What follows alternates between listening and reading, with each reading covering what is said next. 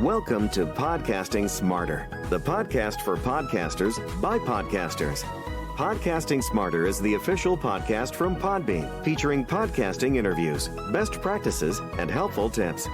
We're here to give you the tools, resources, product updates, and news to help you get started podcasting and keep your podcast growing. Hello and welcome to Podcasting Smarter.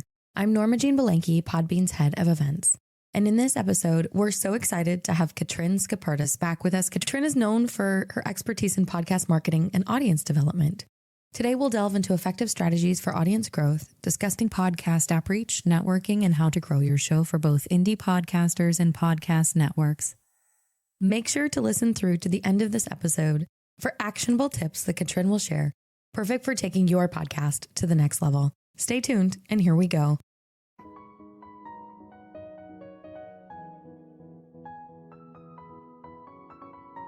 In terms of partnerships with major podcast platforms and optimizing audience development, which is really what we're talking about, right? In terms of that in-app promo and making sure you're on other apps. So what are some platform partnerships that you've worked on in the past that have really brought success to podcasts?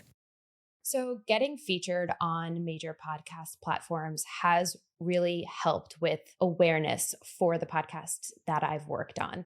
And I have some tips actually about managing these partnerships, these relationships with the podcast platforms. And to start, I actually have to be transparent. So my memories are tied to emotions. And I can tell you details about the time in middle school when I forgot the lyrics to a solo and ran off the stage mortified. But I may forget the details of a quick encounter or the names of 10 people I met all at once for 5 minutes at an event. The good thing is I know this about myself. So going back to the question, how do I approach managing partnerships with major podcast platforms and make sure that's optimizing audience development? And that there is that first step, and it's forming that partnership, forming that relationship. So while maintaining, of course, professional behavior, I try and get to know the person behind the job, and whatever they feel comfortable sharing with me, I actually make note of that. And I take extensive notes from the call or the in-person encounter directly after the call or encounter so I can be present during the meeting. But I write down everything in my short-term memory and everything from a comment they made about their favorite podcast to what categories of podcasts that the platform is featuring next month. And for me, making the effort to actually write it down, usually just that commits it to my long-term memory. But just in case I need it or the next time I talk to this person is a long enough time away that I may forget, I have those notes to refer back to. And this is advice I wanted to start with because this is advice that you could use for all connections. If you're in this industry for the long haul, like I am, you're going to meet a lot of people, and each connection is as important to maintain as the next. And if you may not be able to remember that he doesn't like true crime podcasts and she has 2 dogs named Elsa and Anna, not based on a true example, by the way, then maybe you want to write that down. It shows you cared enough to listen and take note of it, literally. And in addition to making that strong foundation, I like to ask them, what is their preferred method of sharing information? So for some of the partners that I deal with, the platforms, they prefer Google Sheets, some prefer email, some prefer forms, some prefer a combination of the above. So understanding the best way to communicate with them will allow me to build out and optimize these audience development campaigns with them and these features. And by following the platform partner's lead with how the information should flow from the podcast or the network to the platform partner for the feature, it greatly increases the chance that the request will be taken into consideration. And this is what I've found in my experience. Another thing that's important is to ask them what their app priorities are. So you are likely to ask them, what collections are coming up next? Some of them are intuitive, maybe they're holiday collections, but also ask them about the app because oftentimes platforms have apps and they're constantly enhancing features on the apps. And maybe that's subscriptions or episode art or interactive abilities like Q&A and polls and video. And asking your platform partner, this has helped me create that relationship and then get features because I understand what's important for them for my podcasts to use and take part in on their app. So using their app to the full ability and then letting the partner know how you're using the app or the platform to the fullest ability definitely has helped me secure features in the past.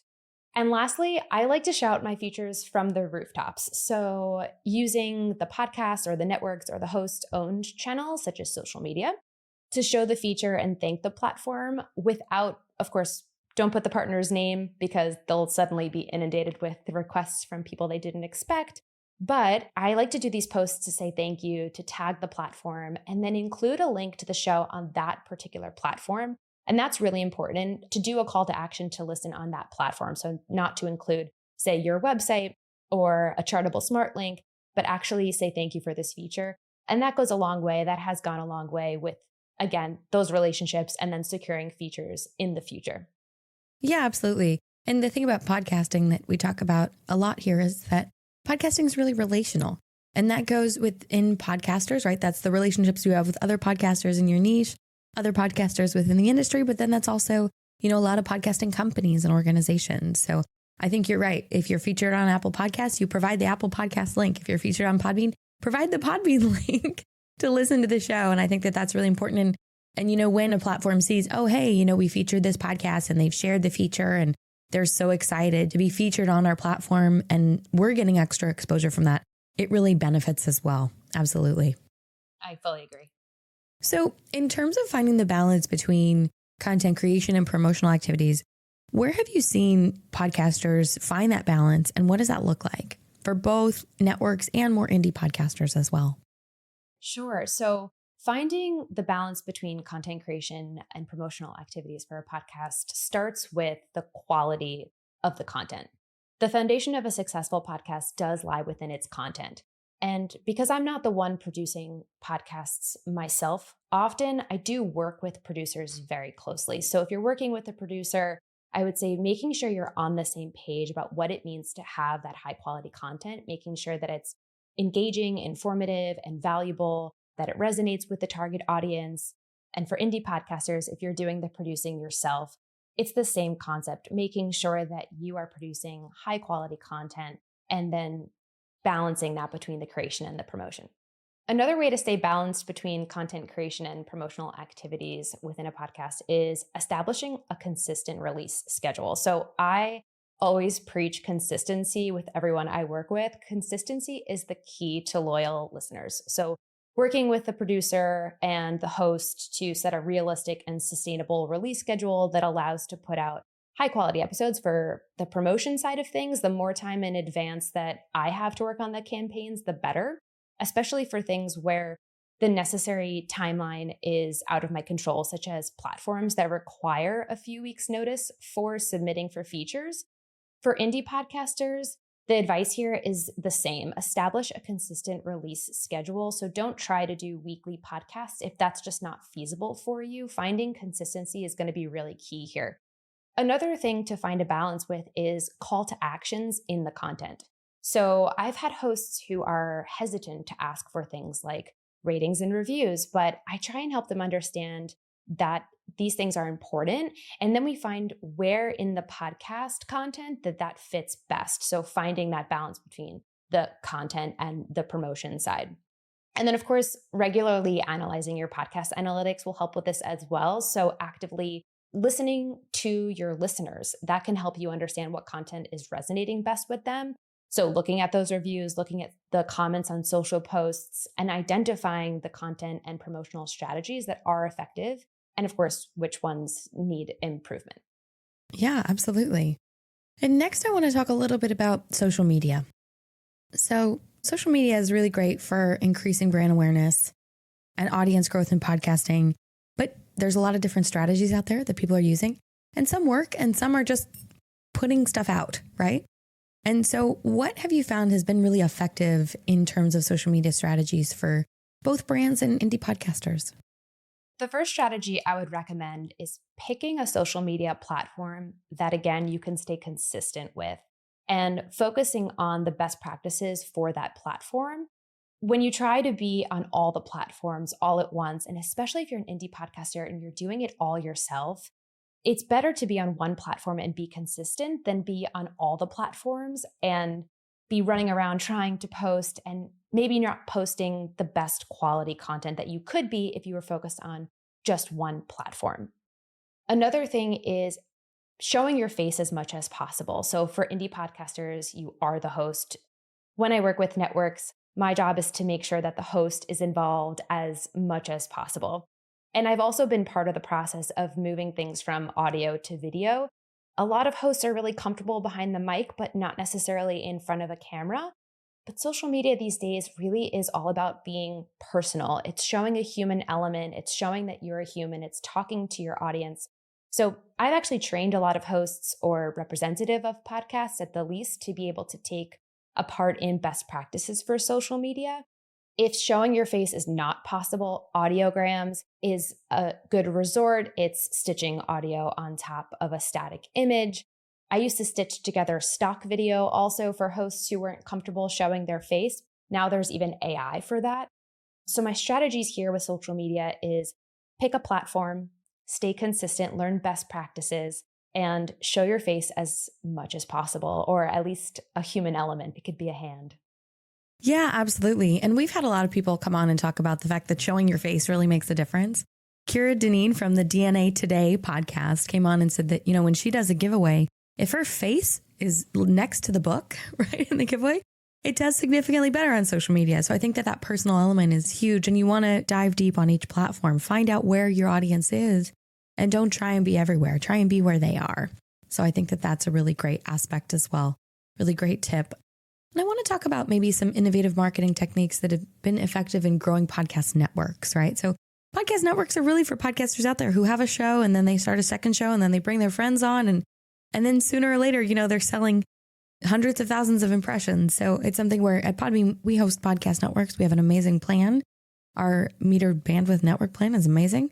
And we have a lot of networks with us. And so what are some things that you've noticed in terms of networks and growth that has made the difference in terms of marketing? So I'm going to start with one that I don't know how innovative it is, but I had never seen people doing this until I started proposing it to my connections. So maybe it's common knowledge for others, but I think it's worth mentioning. So as you said, many networks are often born from one great podcast that has a lot of impressions to be able to barter for swaps. But a new podcast you launch on that network will be starting from scratch, and you want the cross-promotion campaigns to start from launch day.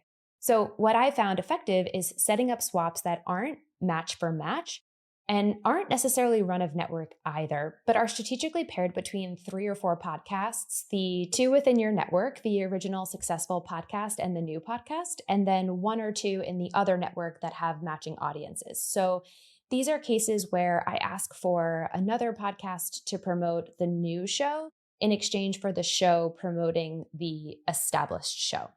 Some other more innovative marketing techniques, attending events. So again, this may not seem innovative, especially if you are part of a large company. Maybe going to things like Podcast Movement or the podcast show are common practice, but I've worked with a lot of indie podcasters, smaller networks, and they often question if the cost of going to events is worth it. And I've also met podcasters who don't know of some of the events that exist. Networking is one of the best marketing techniques in this industry, and it is a key component to setting up all types of innovative strategies, cross-promotion strategies. Events allow you to personally connect with as many people as you can all at once. For example, for a new show of a season in a podcast network that didn't have many impressions to swap, I set up an interview with a host of a matching podcast audience. This host wanted to be interviewed and the network wanted impressions. So they got the interview and we got the impressions for ad space in their podcast. And it took me knowing people because of connections I've made at events to make this happen. So my advice here is go to as many events as you reasonably can, get connected, and especially when trying to grow a podcast network, but also when trying to just grow a podcast. And even better, if you can pitch yourself for a panel at one of the events that you plan to attend and it gets selected, it will make your network more well-known amongst the industry. And lastly, I would say for growing a network, partner. For example, with a more established network, figure out what you can offer well and agree to partner with a network that is more well-known than yours, offering that service that you do well, or figure out ways to partner with other industries. Actually, for example, one partnership I found interesting lately was Novel's partnership with the Girlfriends and No More, which is a global nonprofit organization dedicated to ending domestic and sexual violence. While I'd imagine the motivation was not marketing first, the collaboration is for a great cause. It does help bring media attention, which is great for the growth of the show and thus the network. Yeah, absolutely. Absolutely. Thank you so much for joining us for this episode of Podcasting Smarter.